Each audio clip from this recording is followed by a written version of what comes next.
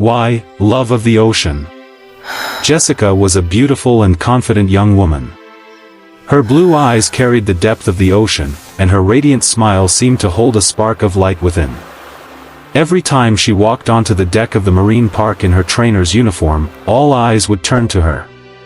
But Jessica's gaze always stopped on just one being, Kale, the mighty orca who had become the center of her heart. At first, their bond seemed ordinary, a trainer and her animal-building trust. But as time passed, that bond began to take on a new color, something deeper, something unexplainable. Kale's behavior was unlike what he showed to others. He refused to obey the other trainers, ignored his meals, and lifted his great, watchful eyes above the water only to search for one face, Jessica's. Whenever Jessica approached the edge of the water, Kale grew calm.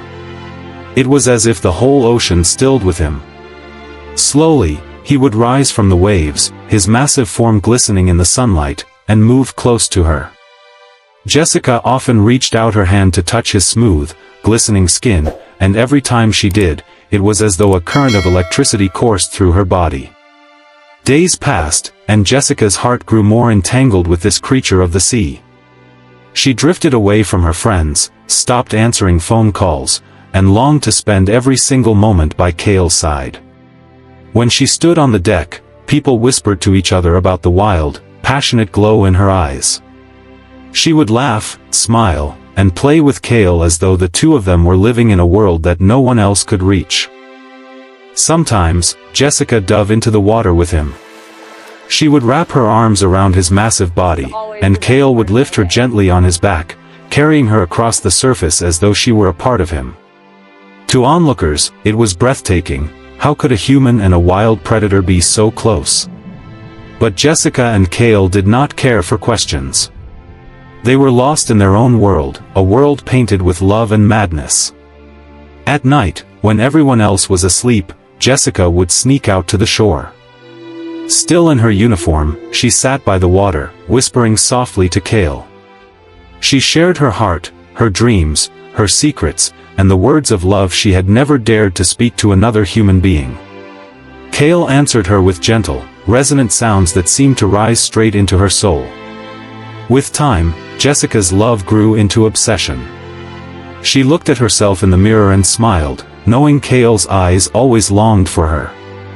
Sometimes she pressed her hand against her chest and whispered, "My heart doesn't beat without you, Kale." People tried to warn her. They told her it was dangerous, unnatural, that her bond crossed the boundaries of life and death. But Jessica silenced them all. For her, there was only one truth: her life belonged to Kale. One evening, as the sky burned with shades of red and gold, Jessica stood by the water's edge. The waves shimmered in the fading light. She whispered, her voice trembling yet strong. "Kale. I love you more than anything in this world." Kale rose from the water, his giant head breaking the surface. His dark, soulful eyes locked onto hers, and he released a gentle, echoing sound that wrapped around her heart. Jessica leaned forward, placing her forehead tenderly against his smooth skin. In that moment, time disappeared. Every breath, every heartbeat drew them closer, until their souls felt bound together. Their love had become madness. For Jessica, life without Kale was unthinkable. Day and night, they lost themselves in one another. Sometimes they played, sometimes they laughed, sometimes they simply sat in silence, letting the invisible thread of love tie them closer and closer. Jessica's beauty, her elegance, and her uniform, it was all for Kale. And Kale's strength, his depth, his devotion, belonged only to her. This was not just a love story.